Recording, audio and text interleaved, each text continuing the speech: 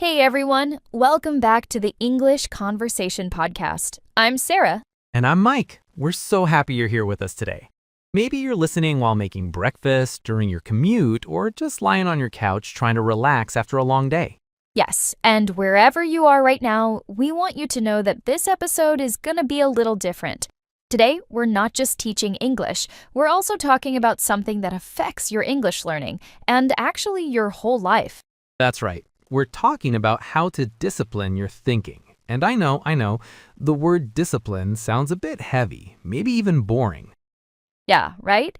Yeah, it sounds like homework or rules. But actually, disciplining your thinking is one of the most powerful skills you can learn. It's like learning to drive a car. At first, the car controls you, but slowly, you learn to control the car. Exactly. Your thoughts are the same. Right now, your thoughts might be driving you crazy, making you worried, stopping you from doing things you want to do. But we're going to show you how to take the wheel. Exactly. Your thoughts are the same.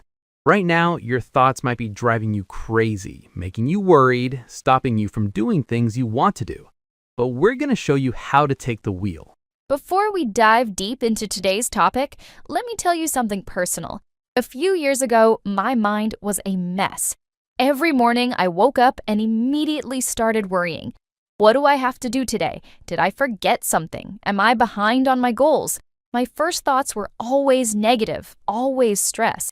I remember you telling me about that time. You said it felt like living in a storm every single day. Yes, exactly, a storm. And the crazy thing is, I didn't even know I could change it. I thought, well, this is just how my brain works. Some people are calm, and I'm just naturally anxious. But that's not true, is it? No, it's not. And that's what we want you to understand today. Your thinking is not fixed. It's not permanent. You can train it, just like you train your body at the gym or your English skills by listening to podcasts. So today's episode is for anyone who feels like their mind is too loud, too negative, or too chaotic. If you often think things like, I can't do this, I'm not good enough, or what if I fail, then this conversation is for you. And we're going to keep everything simple. B1 to B2 level English. Clear sentences, real examples, nothing too complicated. If you miss a word, don't worry. Just keep listening and let the ideas sink in naturally. And before we start, if you enjoy this kind of episode where we mix English learning with real-life topics, please like this video and subscribe to our channel. It really helps us reach more learners like you. Also, we'd love to hear from you in the comments. What is one thought that bothers you the most? Maybe it's I'm too slow or people don't like me. Share it with us. You're not alone, and sometimes just writing it down helps. All right, let's get into it. So, Sarah, where should we start? What does it even mean to discipline your thinking? Good question. Let's begin with understanding what's actually happening in your head right now. Your brain produces about 60,000 thoughts per day. That's a lot, right? Wait, 60,000? That's like having 60,000 visitors in your house every single day. Yes, exactly. And here's the problem. Most of those automatic thoughts are automatic negative thoughts, especially if you've been stressed for a long time. Yes, because your brain has one main job, to keep you safe. So it's always looking for danger, always asking what could go wrong, what should I be scared of? That's why when you want to try something new, like speaking English in public, your brain immediately says, wait, stop, this is dangerous. People might laugh at you, you might make a mistake. But speaking English in public is not actually dangerous, right? It's not like fighting a lion. No, definitely not. But your brain doesn't know the difference. It treats embarrassment the same way it treats real physical danger. So the first step in disciplining your thinking is just noticing this. Noticing that your brain is doing its job, trying to protect you, but sometimes it's overprotecting you. Right. It's like having a very worried parent who never wants you to leave the house because something bad might happen outside. That's a great way to put it. And so disciplining your thinking means learning to say to that worried parent, thank you for caring, but I'm going to be okay. I can handle this. Now, let me give you a simple example. Imagine you're about to speak English with a native speaker. What thoughts come into your mind? Oh, I know this one.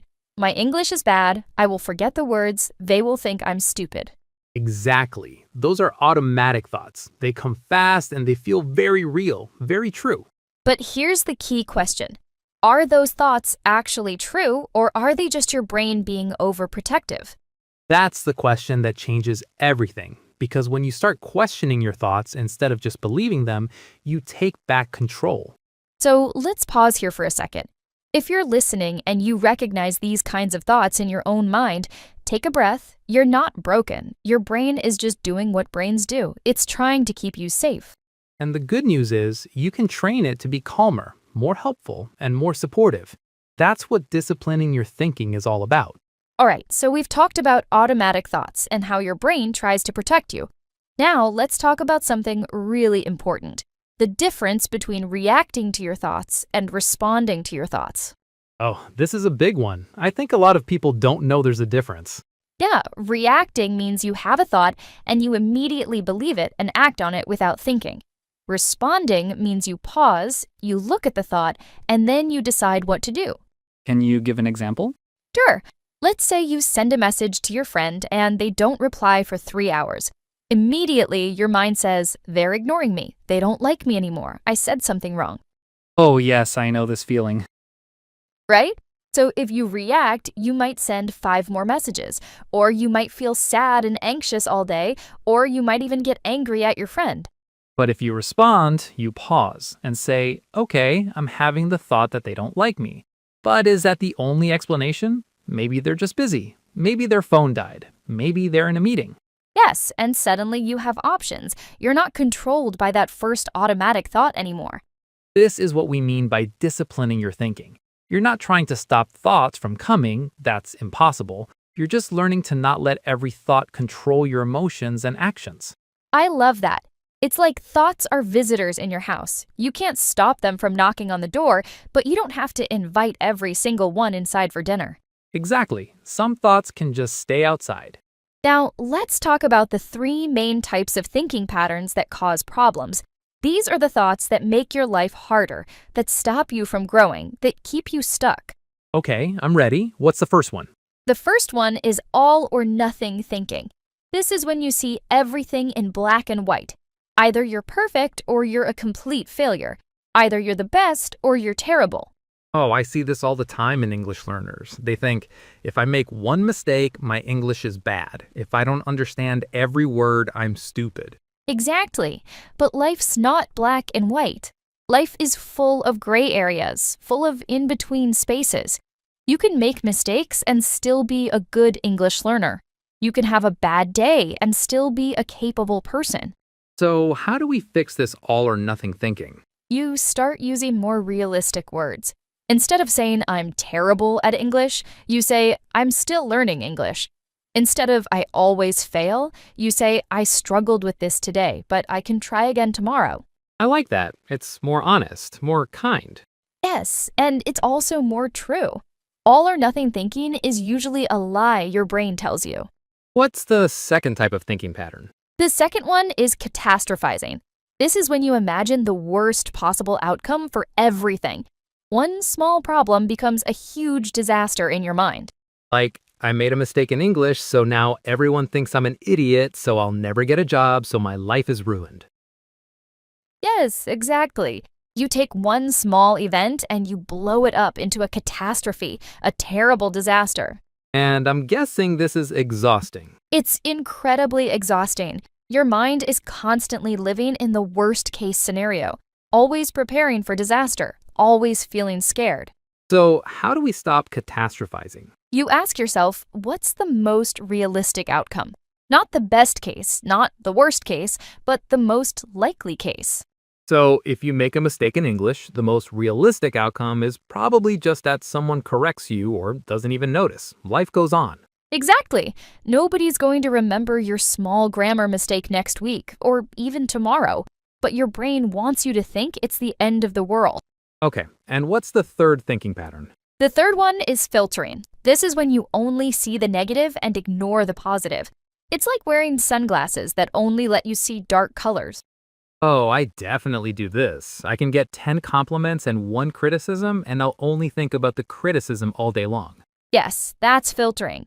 You filter out all the good stuff and only focus on what went wrong, what wasn't perfect, what someone didn't like. And this makes you feel like nothing you do is ever good enough. Exactly, because you're not seeing the full picture, you're only seeing the bad parts. So, how do we fix this? You practice noticing the positives. And I don't mean fake positivity. I mean real things that actually went well. Did you understand most of a conversation? Did someone smile at you? Did you finish a task today? Even tiny things count. Yes, even tiny things count. Because if you're always filtering them out, your brain learns to only see problems. You have to teach it to see progress too. This is so important, and I think a lot of our listeners right now are probably recognizing themselves in these patterns. Yeah, and that's okay. Awareness is the first step. You can't change what you don't see. All right, let's take this deeper now. We've talked about thinking patterns that don't help us. Now let's talk about how to actually build new, better patterns. Yes, because knowing the problem is good, but we also need practical tools, right? Things you can actually do today. Exactly. So let's introduce 3 simple practices that can really change the way you think. These are not difficult. You don't need any special equipment. You just need a little bit of time and honesty with yourself. The first practice is morning mindset. This is about how you start your day and what thoughts you allow into your mind first thing in the morning. This is huge. I used to wake up and immediately grab my phone, check my messages, check social media, check the news, and before I even got out of bed, my mind was already stressed and overwhelmed. Yeah, I know what you mean. It's like you're filling your mind with noise before you even know what you think or feel. Exactly. So here's what I do now, and you can try this too. When you wake up, before you touch your phone, just sit for 2 or 3 minutes and set an intention for the day. What does that mean? Set an intention. It means you decide how you want to think and feel today. You might say, today I want to be patient, or today I want to notice good things, or today I want to be kind to myself when I make mistakes. So you're training your mind right from the start? Yes, you're telling your brain, this is the lens I want to look through today, and it makes such a big difference. I love that. It's like choosing the filter before you take pictures instead of just using whatever filter your brain automatically picks. Exactly. And you know what's interesting? On days when I do this, I'm so much calmer. On days when I skip it and just grab my phone, I feel scattered and anxious. That makes sense because you're either being intentional with your thoughts or you're just letting random thoughts take over. Right. So morning mindset, just 2 or 3 minutes. You can even write down your intention on a piece of paper. Today I will be calm, or today I will focus on progress, not perfection. Okay, that's practice number 1. What's practice number 2? The second practice is called the thought check-in, and you can do this anytime during the day when you notice you're feeling bad or stressed or stuck. So this is like a little pause button for your mind. Yes, exactly. Here's how it works. When you feel stressed, stop for a moment and ask yourself 3 questions. I'm ready. What are the 3 questions? Question number 1 is, what am I thinking right now? Just notice the actual thought. Don't judge it. Just name it. So, for example, I might notice, I'm thinking, I'm behind on everything. I'll never catch up. Perfect. That's the thought. Now, question number 2 is this thought helping me or hurting me? Oh, that's a powerful question. It is, because sometimes a thought can be true, but still not helpful. Yes, you might have a lot to do, but thinking I'll never catch up is only making you feel worse. It's not giving you energy or ideas. Right, so that thought is hurting me, not helping me. Exactly. And then question number 3 is, what's a more helpful way to think about this? Okay, so maybe I could think, I have a lot to do, but I can start with one thing at a time. I don't have to do everything today. Yes, that's a thought that helps you. It's still realistic. You're not pretending everything is easy, but you're giving yourself a way forward instead of just drowning in panic. I really like this. It's like having a conversation with yourself, but a kind, helpful conversation. That's exactly what it is. And the more you do this, the more automatic it becomes. Your brain starts to catch unhelpful thoughts faster and replace them without you even trying. So, morning mindset and thought check-in. What's the third practice? The third practice is evening reflection. And this is just as important as how you start your day, because it's about how you end your day. Oh, this is interesting. What do you do for evening reflection? Every night before bed, I take 5 minutes and I write down 3 things. First, one thing I did well today. Second, one thing I learned today. And third, one thing I'm grateful for. And why is this important? Because most people go to bed replaying their mistakes. They think about everything they didn't do, everything that went wrong, all the ways they failed. And then they wonder why they have trouble sleeping or why they wake up feeling tired. Yeah, that makes sense. You're basically giving your brain a negative review every night. Exactly. But when you do evening reflection, you're training your brain to look for progress, learning, and good things. You're ending the day on a positive note. And it doesn't have to be big things, right? No, not at all. One thing you did well could be, I listened to an English podcast today. One thing you learned could be, I learned a new word, catastrophizing. One thing you're grateful for could be, I'm grateful for my comfortable bed. Small things count. Yes, because consistency is more important than size. If you do this every night for a month, your whole mindset starts to shift. I can see that. You're basically rewiring your brain to notice good things instead of only seeing problems. Exactly. And you know what's amazing? After doing this for a while, you start noticing good things during the day, not just at night. Your brain learns what to look for. That's so cool. It's like training a muscle. The more you use it, the stronger it gets. Yes. So those are the 3 practices: morning mindset, thought check-in during the day, and evening reflection. Simple, but powerful. And I think our listeners can start with just one. You don't have to do all 3 perfectly from tomorrow. That's right. Pick one that feels easiest for you and try it for 1 week. Just 1 week. See what happens. All right. Now let's talk about something that a lot of people struggle with when they're trying to discipline their thinking, and that's dealing with strong emotions. Oh yes, this is important because sometimes it's not enough to just change your thoughts. Sometimes you have emotions that feel bigger than thoughts. Exactly. You might think, okay, I know my thought isn't rational. I know I'm catastrophizing, but I still feel terrible. What do I do then? Right, and this is where a lot of people get stuck. They think, well, if I can't control my emotions, then I'm failing at disciplining my thinking. But that's not true, is it? No, it's not. Disciplining your thinking doesn't mean controlling your emotions. It means understanding them and not letting them make all your decisions. Can you explain that a bit more? Sure. Let's say you're about to give a presentation in English at work and you feel terrified. Your heart is beating fast, your hands are sweating, you want to run away. Yeah, I know that feeling very well. Okay, so in that moment, you have 2 choices. Choice 1 is to react to the emotion. That means you might cancel the presentation, call in sick, or just freeze up and do a terrible job because you're so scared. And choice 2?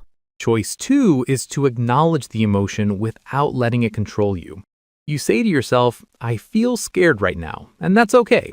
Fear doesn't mean danger, it just means I care about doing well. So you're not pretending you're not scared. No, you're being honest about it, but you're also not letting the fear make the decision for you. That's a big difference. It is. And here's something that helps. When you feel a strong emotion, do what I call the 90-second rule. The 90-second rule, what's that? Scientists have found that an emotion, the chemical reaction in your body, only lasts about 90 seconds if you just let it be there without fighting it or feeding it. Wait, so feelings only last 90 seconds? The intense physical feeling, yes, but we usually make it last longer by adding thoughts on top of it. We think, I hate feeling this way, this is terrible, something is wrong with me. And then the emotion gets bigger and stays longer. So instead, what do we do? You just breathe and observe. You say, okay, I'm feeling fear right now. It's in my chest, my hands are shaking. This will pass. I just need to breathe for 90 seconds. And you don't add stories or judgments on top of it. Exactly. You just let it be there, like a wave passing through you. That's really powerful. I want to try that. It takes practice, but it works. And once you realize that emotions are temporary, that they don't last forever, they become less scary. So disciplining your thinking also includes learning how to be with your emotions, not against them. Yes, you're not trying to be a robot with no feelings. You're trying to be a person who can feel things but still think clearly and choose wisely. I love that. Feelings are information, not instructions. Exactly. They're giving you information. Hey, you care about this, or hey, something doesn't feel right. But they're not telling you what you have to do. So let's recap that. When strong emotions come, pause, breathe for 90 seconds, don't add stories on top, and remember that feelings are temporary. Yes, and if you need to, you can also name the emotion. Just saying out loud, I feel anxious or I feel disappointed, actually helps your brain calm down a little. Why is that? Because naming an emotion moves it from the emotional part of your brain to the thinking part of your brain. It's like you're shining a light on it and saying, I see you. That's fascinating. So even just saying the words, I feel scared, helps. Yes, it's a simple tool, but it really works. Okay, now I want to talk about something that I think our listeners might be wondering. How long does it take to discipline your thinking? Is this something you do for a month and then you're done? I wish. No, disciplining your thinking is not a quick fix. It's more like learning a language. You don't learn English in 1 month and then stop. You keep practicing, you keep growing, you keep learning new things. Right, it's a lifelong practice. Yes, but here's the good news. The more you practice, the easier it gets. In the beginning, you might have to really work hard to catch negative thoughts and replace them. But after a few months, it starts to happen more naturally. It becomes a habit. Exactly. Your brain learns the new pattern and the old pattern starts to fade. It's not gone completely, but it's much quieter. Though you're not trying to be perfect, you're just trying to be a little bit better than yesterday. Yes, progress, not perfection. That's the goal. And I think it's important to say some days will be harder than others. Some days you'll feel like you're back at the beginning, and that's normal. Absolutely. You might have a stressful week at work or something sad happens, and suddenly all the old thoughts come back strong. But that doesn't mean you failed, it just means you're human. Right. You can be gentle with yourself on those days. You can say, today is hard and I'm not going to be perfect, but I'm still here, still trying. And you know what I've noticed? Even on bad days, when you've been practicing disciplining your thinking for a while, you bounce back faster. Yes, that's true. Before, a bad day could turn into a bad week. But now, you might have a bad day, but the next day you can reset. You can start fresh. Because you have the tools. You know what to do. Exactly. It's like having a toolbox. When something breaks, you know which tool to use to fix it. So let's give our listeners some encouragement here. If you're listening and you're thinking, this sounds hard, I don't know if I can do this, we want to tell you something. You don't have to do everything we talked about today. You don't have to be perfect at this. Just pick one small thing and try it. Maybe it's the morning mindset. Maybe it's the 90-second rule. Maybe it's just noticing when you're catastrophizing. Start small, be patient with yourself, and remember that every tiny step counts. Yes, and celebrate those tiny steps. You listen to this whole episode, that's already disciplining your thinking. You're learning, you're growing, you're taking time to work on yourself. That's huge. Don't let your brain tell you it's not enough. Exactly. All right, before we go to the vocabulary section, let's do a quick summary of everything we talked about today. Good idea. So we started by explaining that your brain produces thousands of automatic thoughts every day, and many of them are negative because your brain is trying to protect you. Then we talked about the difference between reacting to thoughts and responding to thoughts. Reacting means you believe every thought immediately. Responding means you pause and choose. We explained 3 main thinking patterns that cause problems: all or nothing thinking, catastrophizing, and filtering. Then we gave you 3 practical tools: morning mindset, the thought check-in, and evening reflection. We also talked about how to handle strong emotions using the 90-second rule and naming your feelings. And finally, we reminded you that this is a lifelong practice. It's not about being perfect. It's about being a little bit better each day.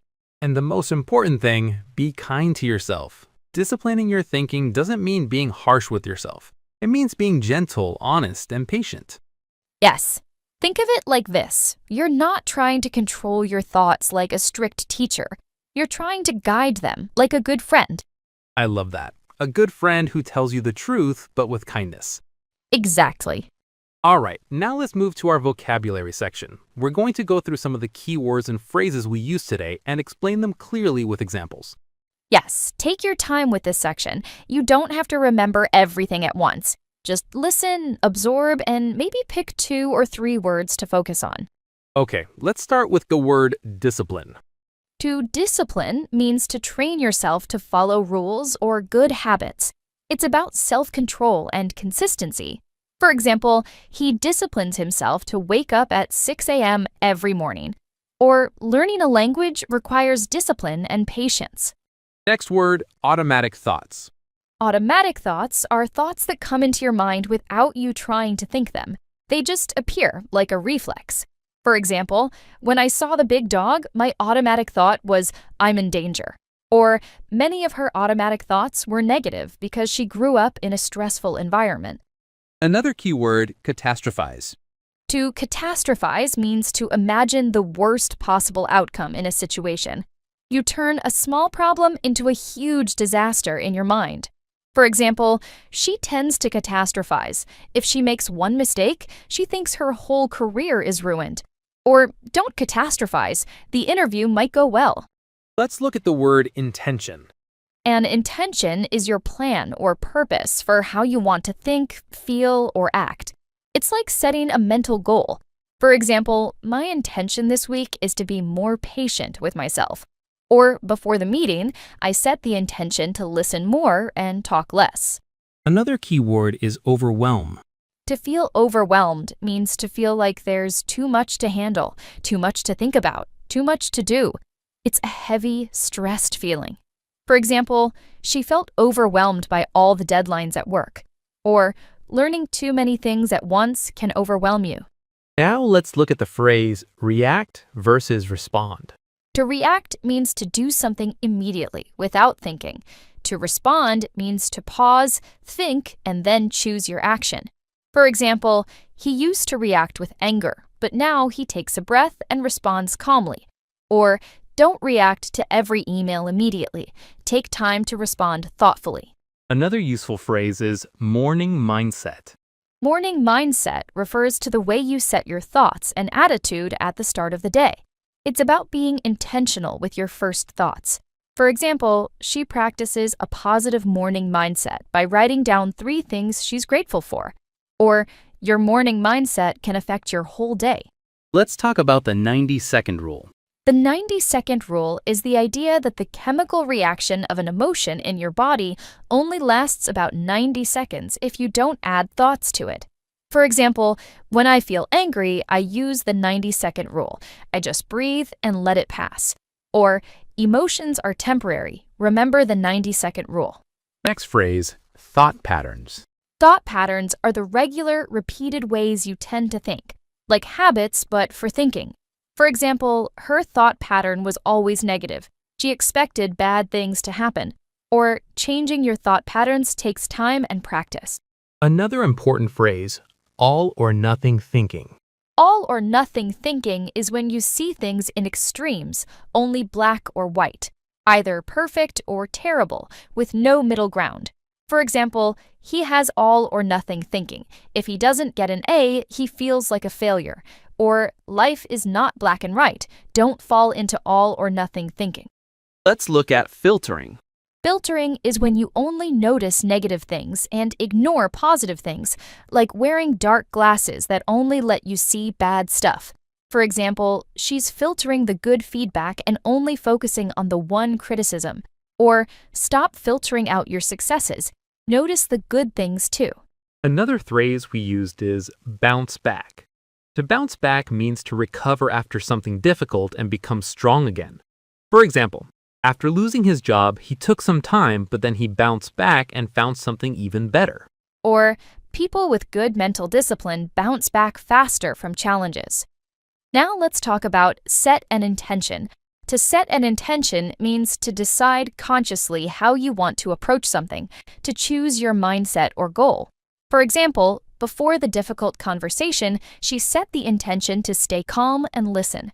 Or, set an intention each morning for how you want to show up today. Next phrase, be gentle with yourself. To be gentle with yourself means to treat yourself with kindness, not harshly, especially when you make mistakes or have hard days. For example, you made a mistake. That's okay. Be gentle with yourself and try again tomorrow. Or learning takes time. Be gentle with yourself during the process. Another useful phrase, sink in. When something sinks in, it means it slowly becomes understood or accepted in your mind. It takes time to really understand. For example, the advice didn't sink in immediately, but after a few days, she finally understood it. Or just listen and let the ideas sink in. You don't have to understand everything right now. Let's look at the phrase, take the wheel. To take the wheel means to take control, to be in charge. It comes from driving, where the person holding the wheel controls the car. For example, stop letting fear drive your life. It's time to take the wheel. Or, when you discipline your thinking, you take the wheel of your own mind. Another phrase is turn into. When something turns into something else, it becomes that thing. It changes form. For example, a small worry turned into a big problem in her mind. Or, with practice, bad habits can turn into good habits. Last phrase for today is move forward. To move forward means to make progress, to keep going, to not stay stuck in the past or in problems. For example, yes, today was hard, but tomorrow you can move forward. Or don't let one mistake stop you. Keep moving forward. If you want, choose 2 or 3 of these words and write your own sentence in the comments. That's a great way to practice and make these words part of your active vocabulary. Yes, and don't worry about being perfect. Just try. That's what matters. All right, we're coming to the end of today's episode, but before we say goodbye, we want to leave you with one final thought. Disciplining your thinking is not about becoming a different person. It's about becoming more of who you really are underneath all the fear and doubt. Yes, it's about clearing away the noise so you can hear your own voice, your real voice, not the worried voice or the critical voice, but the voice that knows you're capable, you're growing, you're enough. And this work, this practice of disciplining your thinking, it will help you not just with English, but with everything. Your confidence, your relationships, your career, your peace of mind. So keep going, keep practicing, and remember, you don't have to be perfect. You just have to be present and willing to try. We're really grateful you spent this time with us today. Take care of your mind, take care of your English, and take care of yourself. This is Sarah. And this is Mike. Thanks for listening to the English Conversation Podcast. We'll see you in the next episode. Bye. To continue improving your English and your mindset, check out our other episodes. We have many conversations about real-life topics that will help you learn English naturally while growing as a person. See you next time.